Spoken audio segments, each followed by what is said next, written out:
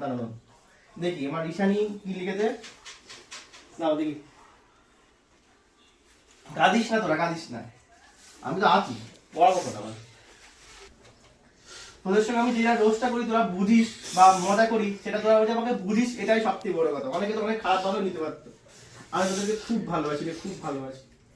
আমি সকালবেলা উঠে যখন ভাবছিলাম আজকে তোদের লাস্ট একসঙ্গে দেখবো, আমারও খুব খারাপ লাগছিল যে আমার মনে হয় এইভাবে আর কাউকে কখনো দেখতে পাবো না, এই একই জনে।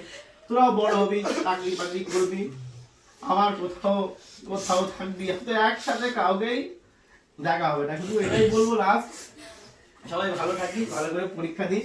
হ্যাঁ, তোদেরকে টিট আমি আবার দেবো, আরো দেবো। তোরা যখন যা চাইবি তাই আমি তোদের পাশে আছি। যখন যেভাবে বলবি আমি তোদের পাশে থাকবো।